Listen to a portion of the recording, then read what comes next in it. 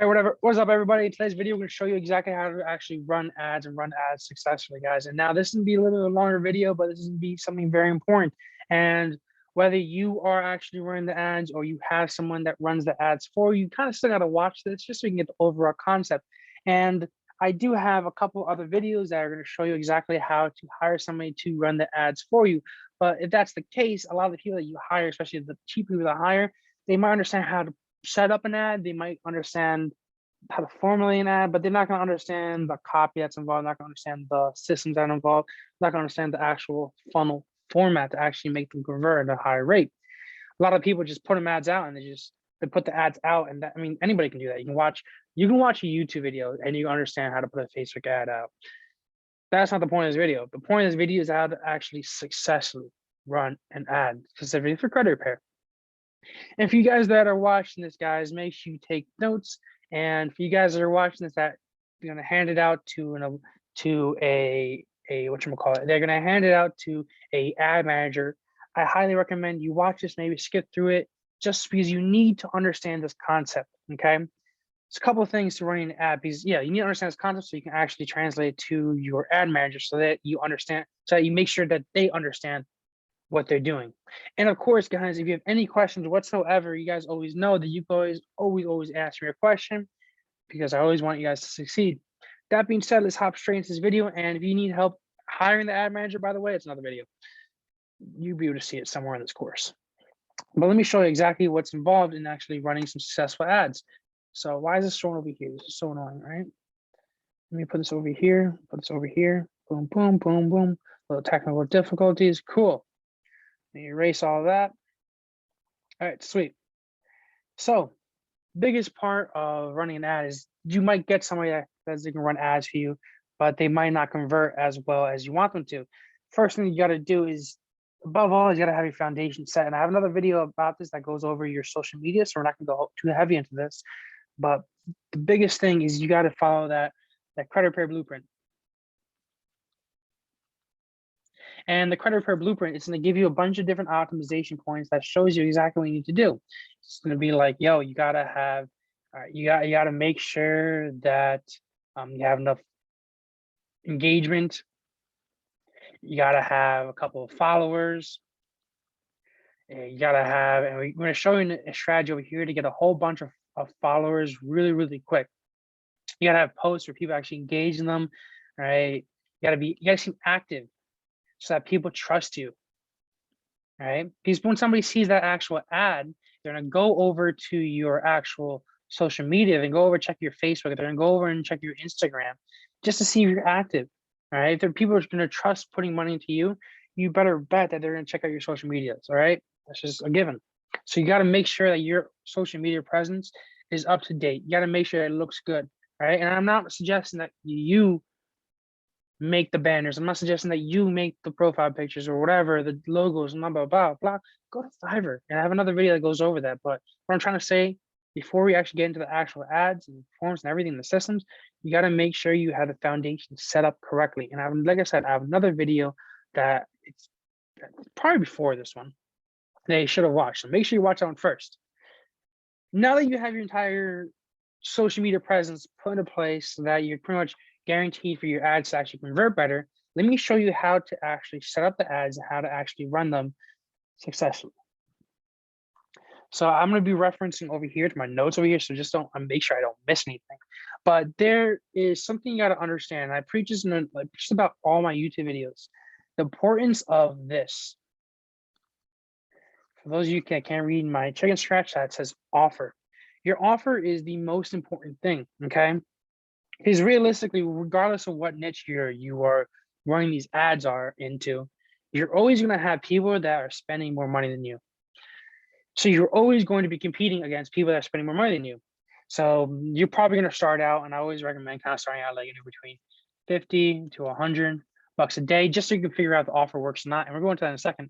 What I'm trying to say is you're always going to have, regardless if you're running this, regardless if you're running $1,000 a day, regardless if you're running $10,000 a day, you're always going to have people you compete against. And the thing is, when you start getting up to these type of ad spends, And we're going to scaling in part another video. But when you start going into those type of ad spends, you're going to start competing with people like Tony Robbins. I have two B's. I don't know. You're going to start competing with people like, I don't know, Gary V. I don't know. You're going to start competing with Daniel.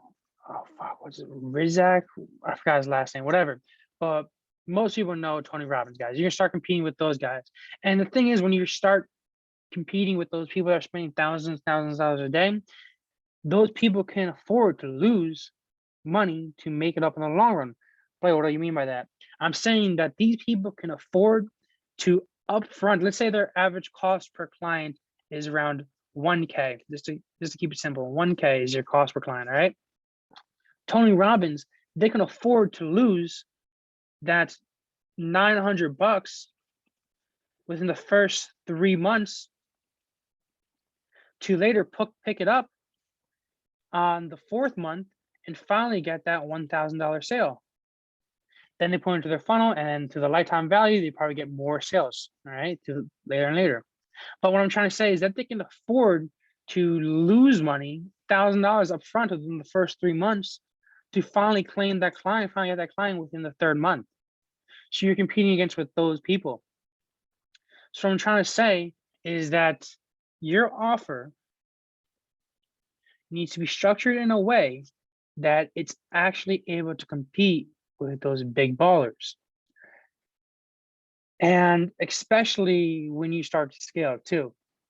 And there's primarily 2 ways of really doing that, crafting an offer. Actually, before I get into that, let me break it down to like this. And I think the best way of doing this was how actually Alex Becker structured this. Let's say, I mean, you should probably already know that how, let's say, for example, Facebook ads, realistically, this entire thing goes not just Facebook ads, Google ads, any type of ad you do. But let's say that this entire thing is your ad bidding. And how Facebook works specifically is it bids to go to place your ad in a specific audience. All right, so this is the audience. Now, you know how people breed horses? You know how you get like, I don't know what the top of the line horse, it's called like a stallion, you know? You got this unicorn. The unicorn is probably the best. So I don't know horses. But Tony Robbins are like those unicorns where they breed those amazing offers that just takes over this entire audience. And then you're gonna be over here with this little offer right there, your little donkey, and that's not really gonna do much. You're gonna get this part of the audience where it's just cheap. You're gonna get cheap people, and it's not really going to work. People aren't gonna like this, especially when people are seeing this donkey, and when people are seeing this massive, a beautiful unicorn. People are gonna go to this unicorn. They're not gonna go to that donkey.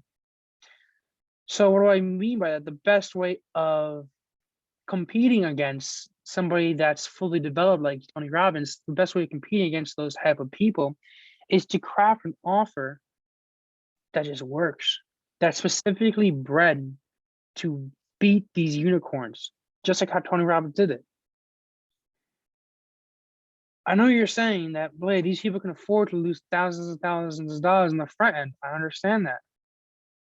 But if you're able to craft an offer that beats theirs, you're going to win every time. Blade, how do I craft that offer? Well, my friend, let me show you. First of all, the best way of really crafting your offer, I mean, there's 2 ways you can do it. You can obviously do it with free traffic, and I go over that in a little bit in another free traffic course. But to really do that is you got to just test shit.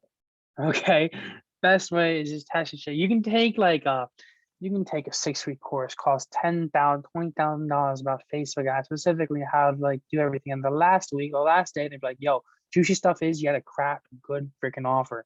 All right, that's the most important part, making sure your offer actually resonates. And there's 2 ways of crafting this offer that's just going to beat everybody. 2 ways. The first thing that you can do is you can have an upfront offer. And that upfront offer the successful upfront offers are the ones that are actually able to cover your ad spend. So what do I mean by that? I'm talking about maybe a $47 ebook, $27 10 dispute letters, 5 to 10 dispute letters,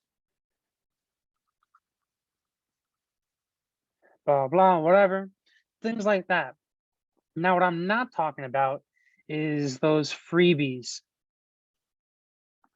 Main reason is everyone is going to get that freebie, and you're going to be getting those low quality people with that mindset where they just want free shit. I mean, I've done this before. You've probably done that before. You've seen an ad out there saying, hey, get this free, whatever the F it is. You don't give a shit what it is. You just care that it's free. So you put in your spam email and you get that free shit. That's not real. That doesn't really work anymore. Okay, it might have worked before when it wasn't as saturated, but not anymore, because that doesn't cover ad spend. Just trust me, it's not going to work. That upfront offer needs to be lower. That price point needs to be in that price point so that it covers that ad spend. So it needs to be ad. All right, so this offer needs to be, the offer needs to be greater than the ad spend, but the offer needs to be less than it requires to hop on a call. What do I mean by that? Typically, in order to close somebody on a call, the price point is going to be above $297, above $300. Say how it is. All right. Marketers just like to use $297 just so it doesn't seem like it's too much money, whatever. So anything plus $297, that is a call. Anything below $297, you can close them with a landing page. But you also got to keep in mind, when you're starting out on the scale, you have like $27 over here, and you have like $297 over here. This is kind of where you play with it. This is kind of where you test the offer. When you're playing with it, you got to understand that the more you go towards $297, the harder it is you got to close, and the more it's going to take optimizing the page to really just make that ad spend kind of work. In comparison over here, that $27 product is going to be an easier close, but it's going to be a little bit more difficult to cover ad spend because it's going to be less. Overall, in general, what I've seen is that if you can sell somebody on a $200 product, $250, you can probably sell them on the same amount of people on like a $47 product. The same amount of people or just a little bit less. There's not really much of a difference between there. But the thing is, it depends on your offer once again. So this needs to be tested out. A couple other things, people like seeing sevens, people like if you're gonna make a $200 offer, make it $197. It can be a $50 offer, make it $47. It's gonna be a $30 offer, make it $27. But I think that just comes to say, especially when you walk into your store, you see everything like that. So I figure you can understand that. But the entire point of this upfront offer, right? Now that you got kind of understand that, entire point of this upfront offer,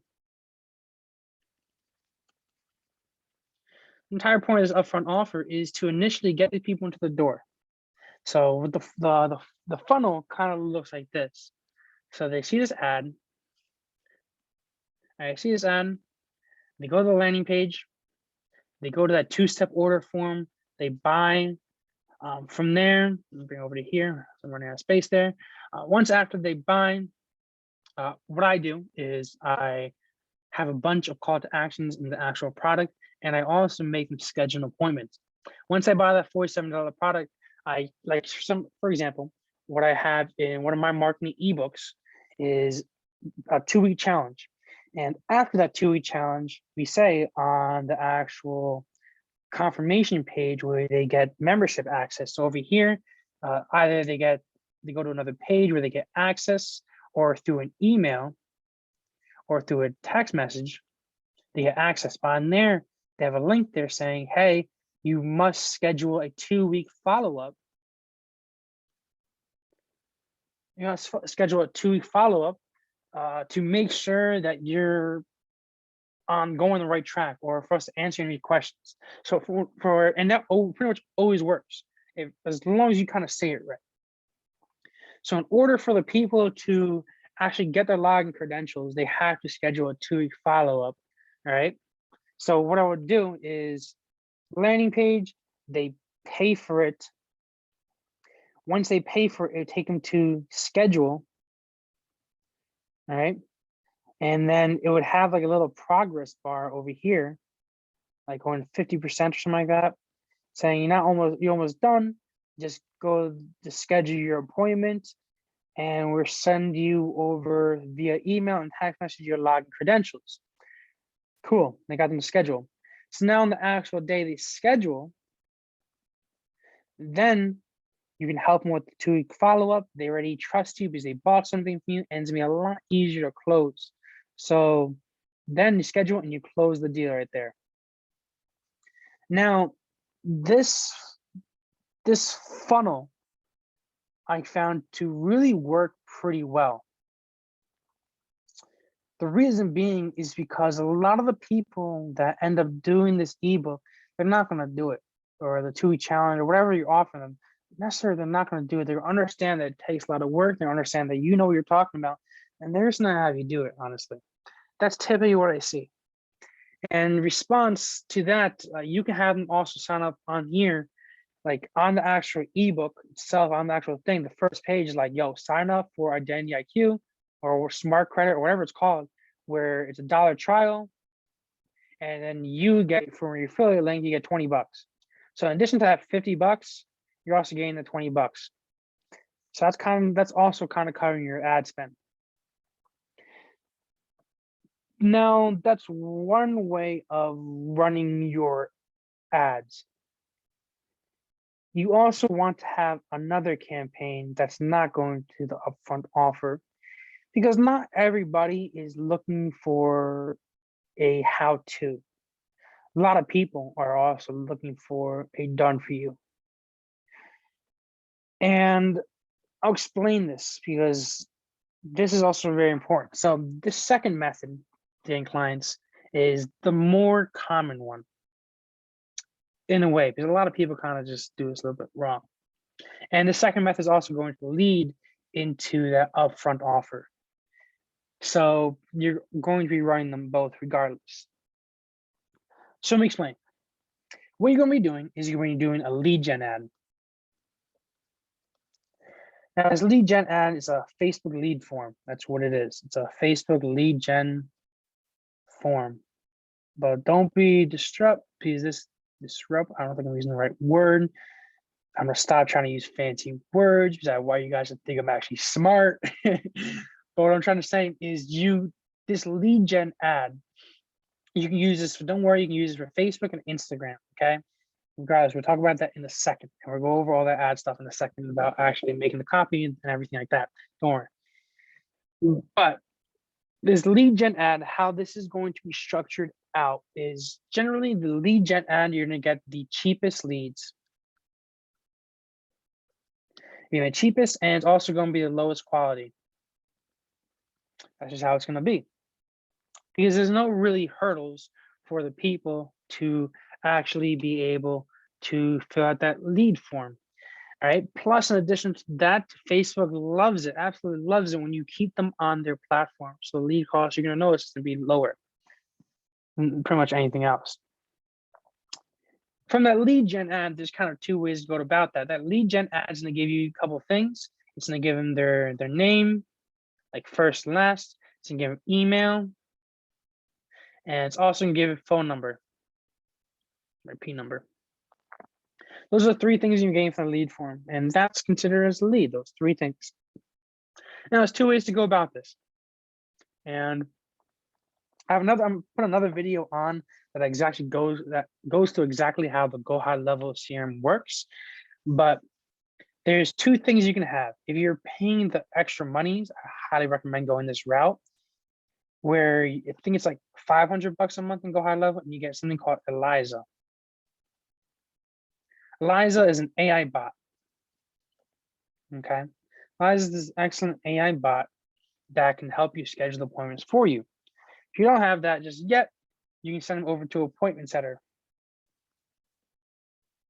Okay. Regardless, if you have enough money to get an appointment setter, you probably have enough money to get Eliza. Okay, so whatever. But yeah, so you can, these leads come in, you can send them to Eliza, or not necessarily the appointment, my bad. You're gonna send them over to, let me erase that real quick. You can send them over to the first workflow. Oops, that's not one. Come on, let me actually click freaking draw. Let them draw. All right, don't be a bitch now. Come on.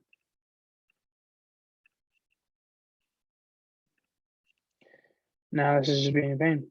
All right, cool. All right, cool. So it's gonna go from that, as soon as you get that lead to come into Go High Level.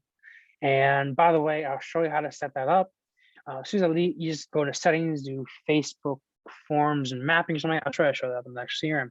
But as soon as you come in, you get that lead to come in, and you're going to send them over to the first workflow. I think it's called like manual workflow. I'll show on the CRM video for the workflow. And that's just going to ask some questions to try to schedule an appointment. Like I said, I highly recommend using the Eliza.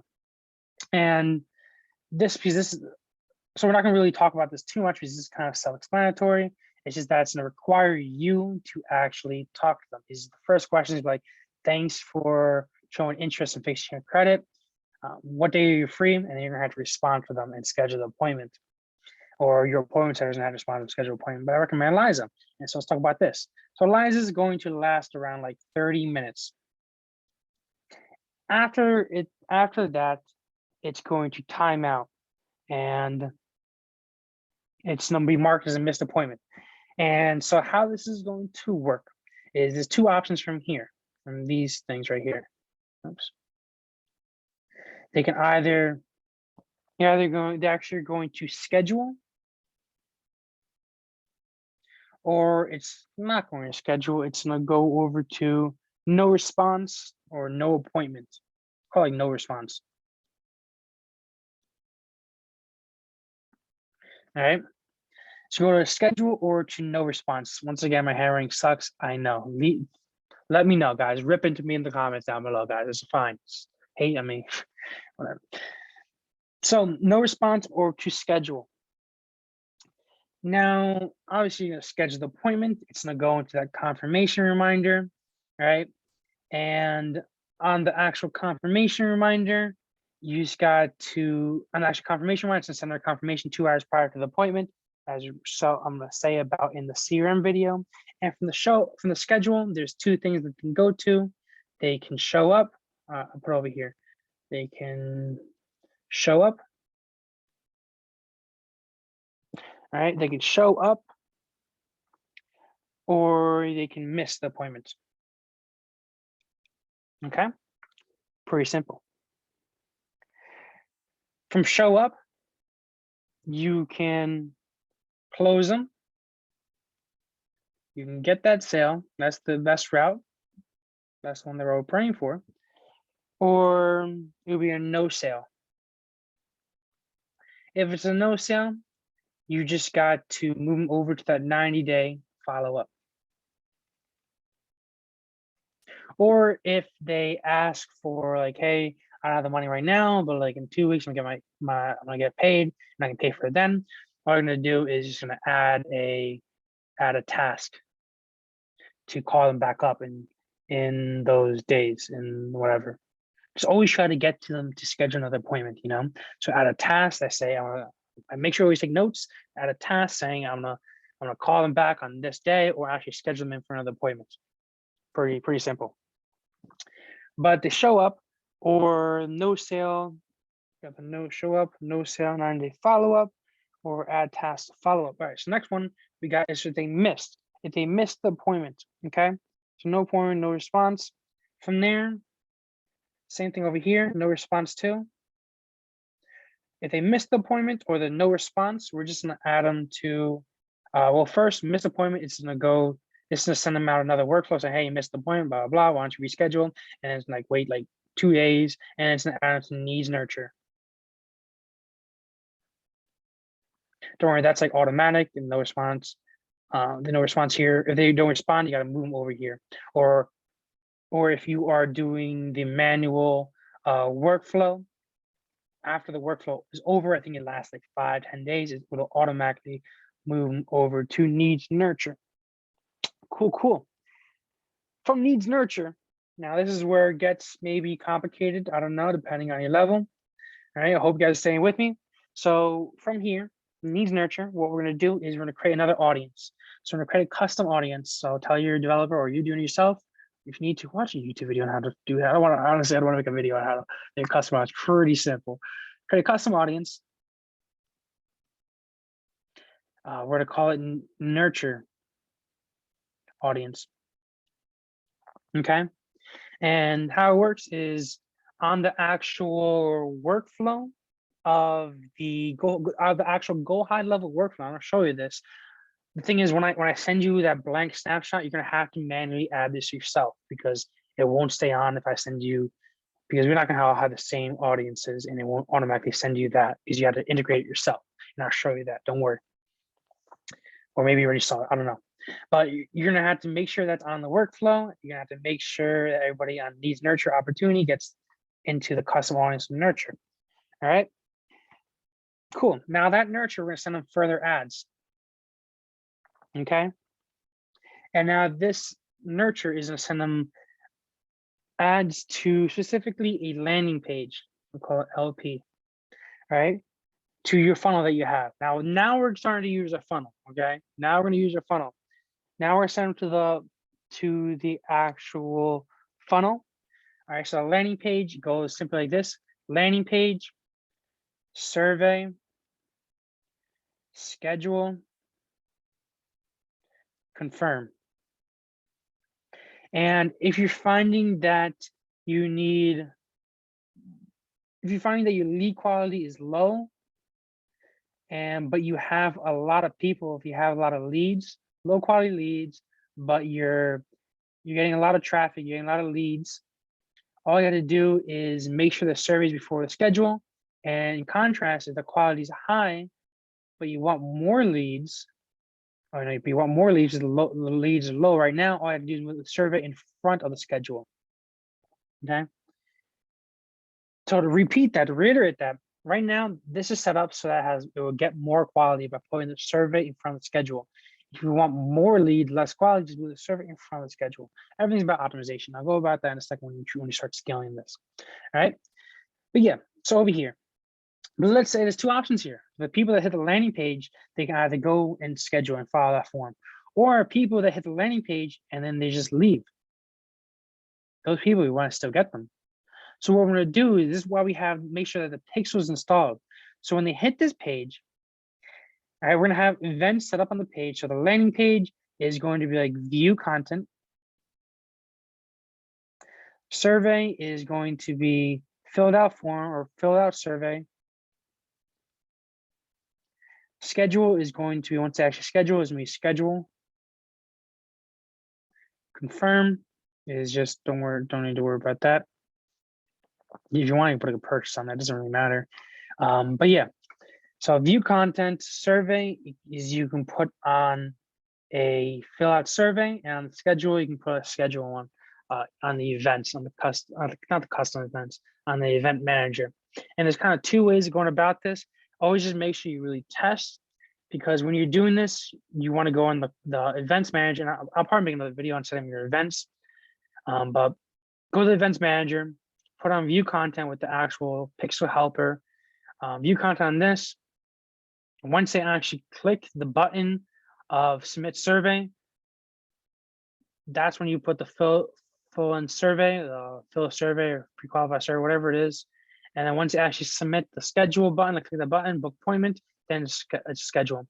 Or you can do another way, is you can just put a view content on here and then go into go high level, make sure it's linked to your Facebook, and then you're gonna have it so that As soon as they submit the survey, you go into marketing, go into surveys, and on the option on there under surveys, and I'll show you this.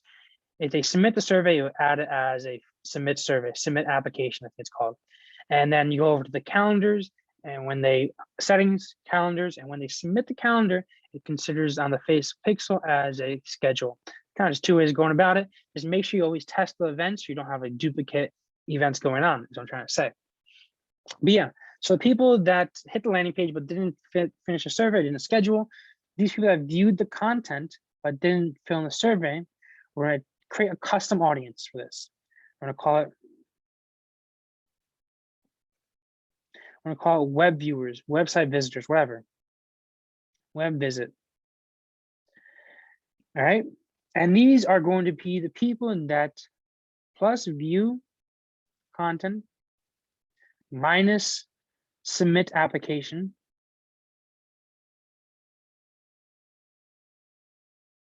submit app kind of minus survey. So specifically, it's only going to be the people that view the content that did not submit an application, did not submit the survey. And from there, these people, what we're just going to do is we're going to take them over to that upfront offer.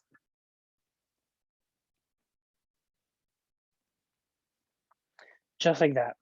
Because chances are, if they're not willing to schedule an appointment with you, they're the type of people that just want to do it themselves. And you want to capitalize on that so that we can get these people in, they buy our $47 product or whatever it is, they get the money back in. I mean, you get that, you pay for the ad spend, all this shit, and then they buy the upfront offer, it pays your ad spend, you drop them into your Facebook group, and then you can later upsell them on something else, maybe a more advanced course on how to fix the credit themselves, or maybe maybe you have a follow-up system on there that sell them a course, or maybe you put them into the Facebook group, you sell them a consulting, sell them business funding, whatever it is. But that pretty much takes it back to the first system that we had that was talking about the upfront offer that we had as one of the offers that we utilize. Cool. I know there's a lot on you guys. Like I said, the biggest concept that you guys have to understand is this. You guys have to understand this concept so that you can figure out that your ad manager is doing the right thing. Biggest thing.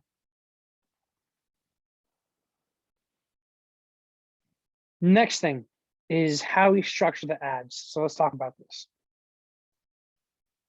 Clear my drawings.